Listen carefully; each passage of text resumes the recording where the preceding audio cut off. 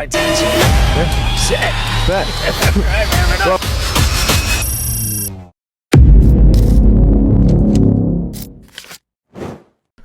Welcome back to LoyalTzzz podcast. I'm here with CallMeKarizma. How are you doing? Good. LoyalTzzz, that's what it is. We were trying to figure out, like, how does he say this on like, we were looking at your social media. LoyalTzzz, I like that. It's nice. Oh, people always say LoyalTzzz or whatever. Yeah, Tiz. So my first question for you is, when did the passion for music start? Dude, I grew up listening to Eminem and Nas and like Green Day and My Chemical Romance, and then I always caught myself singing along and like learning every word to every song, and then I'm like, I want to try to make music. And then I just started with like a little recorder. I went to like Best Buy and like I would set it next to like the little speakers on my dad's computer desktop and like press start and then go to a YouTube beat and press start and then do the whole song, and I'd put that on MySpace, and then it is what it is now. It's crazy. How old are you? I'm 31 at midnight tonight. Really? My birthday is tomorrow, yeah. That's awesome. Happy Yeah, birthday. thank you. I was going to say MySpace. I've never used that. So yeah, dude, 31. Yeah, I was like, I mean, not even really the tail end. People, I mean, when I was younger, like when you were like 12, 13, 14, 15, you used MySpace and you had like, it was sick, bro. You had like your own page. It was like kind of like Tumblr, and you had like your favorite song and your top friends. Like it was sick.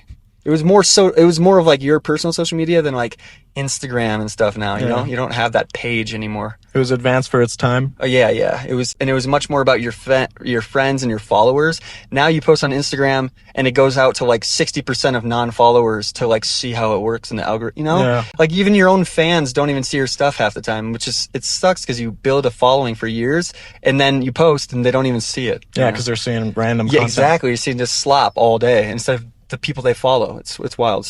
So when you started making music, did it start with, since you listen to Eminem, rap? Or has it, like, what genre are you exactly? Yeah, dude, I don't know. I think rap is like one of the first things that I really latched onto. Like Eminem and 50 Cent and things like that. I just like the words. That's what stuck out to me the most, is like the wordplay and the dissing. And me and my friends were like in 6th grade would always write like pieces of paper like dissing each other and hand notes to each other, and then like when we passed again in the halls we'd send it back to each other. So rap was probably my first like love, but there's something about a pop song that it's just great, you know. You sing along to it, they sing every word, and like rap songs are a little more difficult to get the masses to accept and sing along. So I just kind of blend that of like love for pop and rock and then add my rap to it, you know. Yeah, a line you said that I like is, the only time I am head over heels is under the bed sheets or something. Yeah, that's an old one, but yeah, that is exactly, yeah. And for sure, like rapped more back in the day. Now I just kind of, you know, pepper it in when it feels right, and then I have more singing and melodic stuff too. What I noticed in today's generation is everyone is very diverse. Like no one sticks to one genre anymore. Mm-hmm. So it's like totally open. You can drop a rap song and then something after that. It's like a double-edged sword kind of, because social media that you need now to be successful, it's sad, but it's just kind of how it is. It rewards consistency, like the same exact post every time. And if something's working, keep doing that. And then if you veer from that and you're like, I want to try something different, it just crashes, even though, you know, it's not bad content or whatever. So like same with music. If I put out a rock song and it does well, and then I'm like, sweet, I want to put out like a super rap song, it's just not gonna, people are like, well, I thought you make rock music, you know? So you have to be careful with like making completely different type of music. But I think my vocals and my lyrics kind of blend everything. It's like the glue that keeps all the genres together as like CallMeKarizma. So who was your first crazy collaboration that you did? I think my biggest one was with this DJ who goes by Illenium. He's actually massive in like Colorado. We did the song in 2018, and he had a sold out Red Rock show, and he played the song. Yeah, so that was like a first one. Then I actually did like he's not massive anymore, but he was in the Eminem's rap group D12 back in the day. He goes by Bizarre. So that was like a cool, like, I grew up listening to him. He's not popular really anymore, but like it was like a cool thing to do. So those are probably some of my favorite collabs that I've done. That's what I like about doing the podcast, is I meet people that I thought when I was younger was like, oh, these people, I'll never even be in the same room as them. Yeah. So then them all sitting in that chair. Yeah, and we did a music video and everything, you know. It was like a crazy experience. I'm like, dude, like because he was with Eminem's group, so like he would when Eminem would go on tour, his group would open up for him or whatever, so he got to play in front of tens of thousands of people in Australia. And I had a DVD player of, it was called the Anger Management Tour with Eminem, and all those guys were with it, and they had like backstage, access, and it was like a DVD that I would watch, kind of like you watch tour vlogs on YouTube. It was before YouTube, and I have that CD. That's and I'd see Bizarre, and then all of a sudden we're like changing outfits and doing a music video together. So it's crazy. Yeah. What is like your least favorite part of tours and your favorite part of tours? Honestly, my favorite part is probably just meeting fans, and like when you just walk on stage, even if there's 50 people or 200 people or 500, like you just like put the mic out and they sing the words, and it's like a crazy thing where it's like you can be someone's favorite artist, which is crazy because my favorite artist is Eminem. So like and he's like the biggest of all time of ever. But to someone, I'm their favorite artist, and it's like I'm just like playing for 100 people here. Like, yeah. But the fact that you can be someone, like save someone's life with music and hear them like, singing every word to your song is crazy. And like honestly, I don't dislike too much of tour. It's just a lot of work when you're at this level, playing for 100 people or 200 people. Like I can't just like come, as you see, like I can't just show up, check my mic, and then go on stage. Like I gotta load in all the stuff. I gotta fold my own merch, put it up on the thing, do VIP, hug a bunch of people. Like it's nonstop from like 2:30 to 11 when we load out, and then after the show, you're all sweaty. Everyone else left, and you're loading in all your stuff, and then you drive to the next place. So it's like it's exhausting, but it's so rewarding because at the end of it, you're just like, wow, we like went around the whole country, did this ourselves, and like came back with money. Like what? This is like an extra bonus, So. Yeah, it's like you spend all this time not really spending money on much, and then make money. Of course. So with like influence and impact, was there a point in your career where you weren't getting the motion that you expected, and it discouraged you or made you want to quit or anything like that? Every day, still. Every day. Like right now, I mean, like, for example, dude, like I'll just be honest, I just came back from Russia and I just played a show for like 1,100 people, and tonight there's like 200, and then in Houston, Texas, there's going to be like 50. Yeah. It's a mental like roller coaster that is hard to describe to anyone, because what you see on social media is the best moments of everything, obviously, right? But that high of playing for 1,100 people, like a sea of people, and then on like a Tuesday night in Texas, like you're dragging all your stuff in, and then no one shows up to your show, and you're just like, it's that up and down that it's hard to explain to anyone, like what that high and low feels like. It's like if I had to put this in like a 9-to-5 perspective, if you worked a day and there wasn't a lot of work to do, but like flip it around, instead of there not being a lot of work to do, there's no one there. Yeah. So it's like, and there's no one there, and you didn't get paid. For being there. Because like I'll play a show, like I said, in Houston for 50 people, like after expenses and everything, like I'll get a check for like, I'll lose money that day because I have 3 crew members to pay. I have gas, hotels, like merch expenses, and there's just so much. I'll lose money playing that show, but it is what it is, man. You just gotta keep grinding through it. So what would be your advice to others that want to work with a band, how to keep everyone in the band happy with each other over a long tour?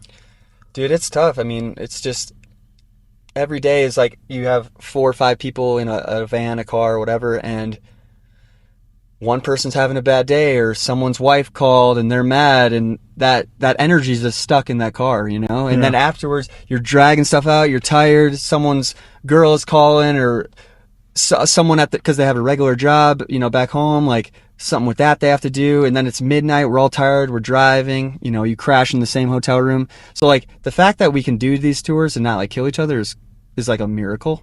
But we've been doing it together for so long, and we don't really add new people.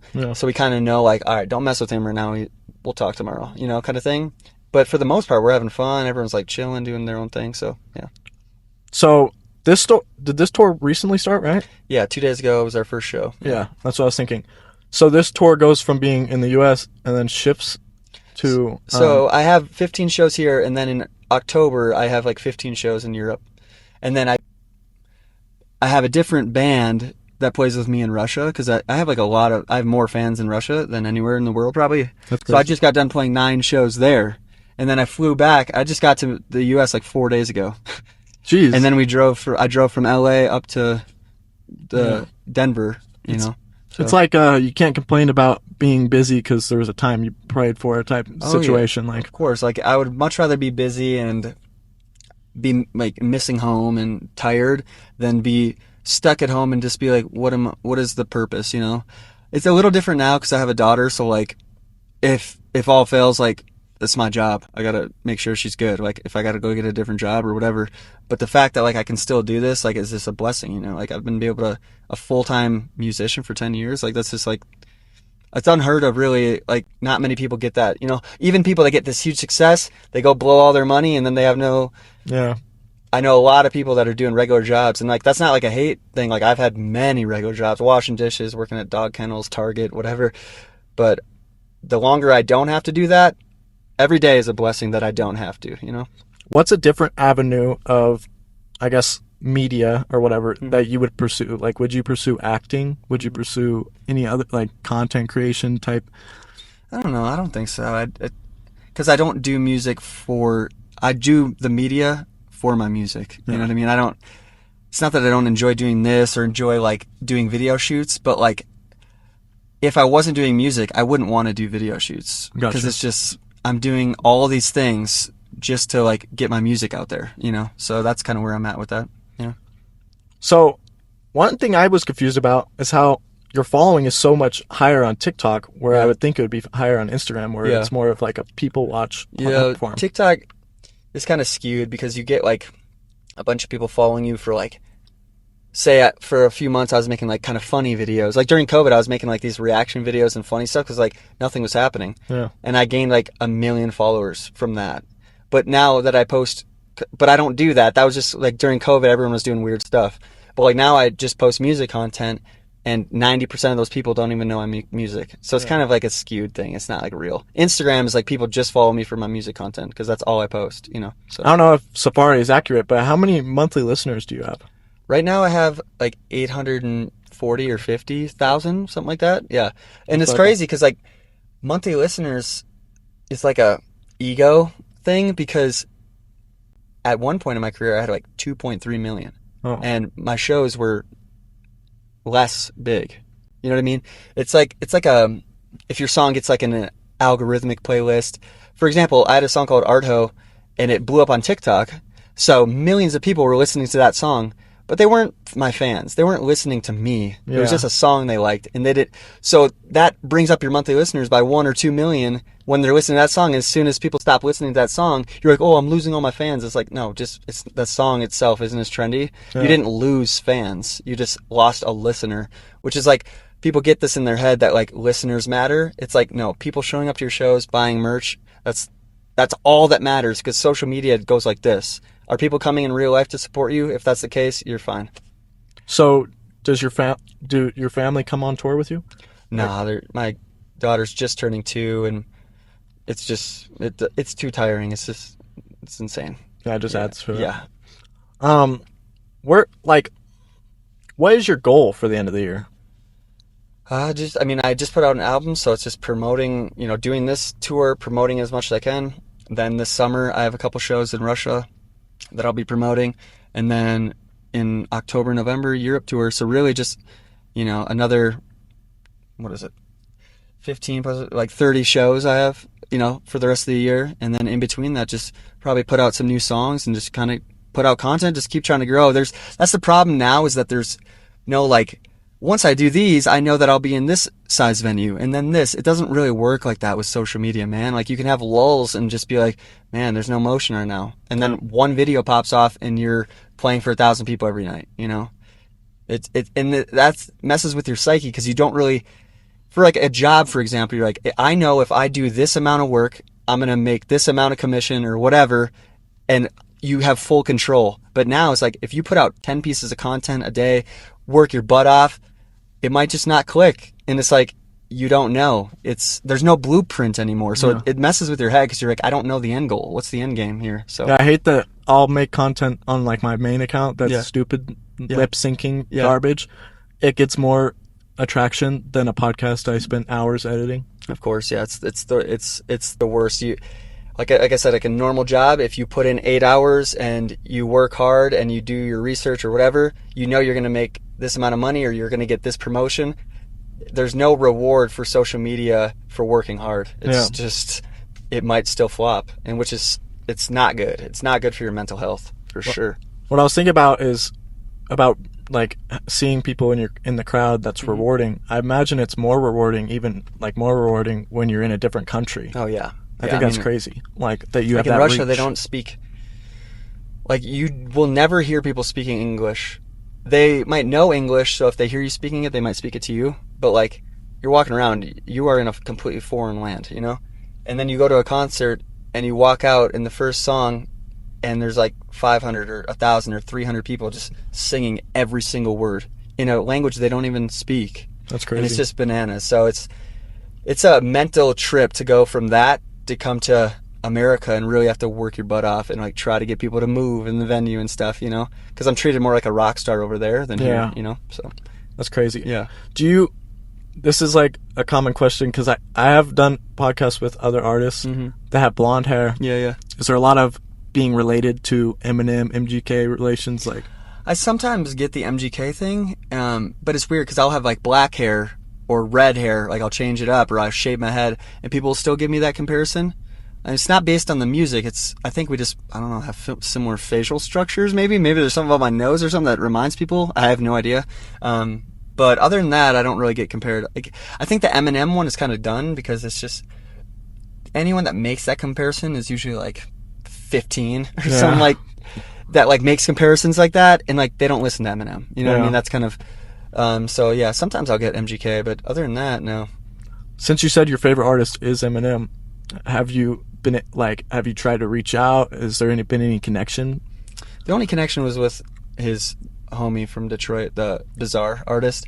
But no, otherwise, I had a manager that kind of knew him back in the day, but he's like, you know what I mean? He's like Michael Jackson, Elvis, Eminem, you know, like he's like that level of fame where it's like, no amount of money or no amount of connections would really have you work with him unless he found you organically and he's like, I want to work with that kid, you know? And the odds of that happening is just... Well, I heard he doesn't charge for, what are they called? Like a feature, yeah. Yeah, that's what I mean. Like, I never know. I would be like, hey, I have $1 million. Can you do a feature? And he'd be like, no. Because he doesn't need the money. So it's more about like if he messes with you as an artist and just kind of finds you on his Instagram or something, he might be like, oh, I want to help that guy out. Well, I was going to say, that's just as like relatable to you being on a podcast with me. Yeah, sure. Like you would be Eminem to me being you. Yeah. Well, yeah, I guess. I mean, but the thing is, like, you hit me up and but I would for sure say I'm more accessible than Eminem is, you know? Gotcha. He's like a 55-year-old guy. He's probably actually never on his phone. He probably has like a flip phone. I'm dead serious. Like, he doesn't make any of his posts on Instagram, things like that, to where I'm on my phone, you know, trying to sell tickets. So I'll see your message, you know? So I'm for sure more accessible, but I appreciate the comparison. Of course. That's funny. We're almost at 20 minutes. Yeah. I don't. No, if you got another question or two, it's all good, man. If there's anything you really want to ask, if not, like, rock on. It's all good. I was gonna say, what, like, when you perform this tour, is it stuff from the new album or is it past songs? Personally, if I could just play my whole album and then that's it, I would do that because it's something I worked hard on, and you always think your newest stuff is your best and you're most proud of it. But it would be unfair to people that spend their money and buy tickets for me not to play songs that the they old know. Songs, or like even songs that are kind of new but popular that aren't from this album. I play like 30 songs on this tour. Really? And I probably play like 10 new ones, and then I play songs from 2018, 2024, 2020. Like, so I have a good mix. It starts with a couple older ones, and then it gets to more new, and then it ends with like the old but like the biggest bangers, you know, to end it with, you know. If you could talk directly to your fans, what's something you can tell them to look forward to coming up, or like something you'd like to say to them? I mean, I guess I'm just appreciative that people still come out to my shows. Like, I haven't had a viral moment in years, and I haven't like got like a big collab or a big feature, or like Justin Bieber didn't post my stuff on his story. I've just been... Has he? No. But I've just been like just grinding and just holding on and trying to keep pushing, and the fact that people still come to my shows even when, you know, they might be like, hey, you should come see this artist. Like, I don't know who that is. That's a very American thing, by the way. People are like, I don't want to go see him. I don't know who it is. You know, It used to be like, oh, there's this artist. Let me check his. Oh, he has a good song. Let's go see his show. No one does that anymore. It's if you're not in someone's face on social media all the time, they're not buying tickets. And so the fact that I just like one fan at a time keep growing, trying to find new people to come listen to my music. The fact that people come out, even if it's 50 or 100 or 200, 500, like that's a blessing, you know, the fact that I can do this. So I'm really just grateful to them, because if no one showed up, career's over. You know what I mean? So the fact that people are coming out and the shows are getting bigger just a little bit, but each year just a little bit bigger, you just keep going, you know? And I'd rather have this job than anything else, so I'm going to keep struggling and making it happen. And you don't charge a crazy amount. No, I mean, and people don't have money now. It's like $25-$30, like after fees and everything.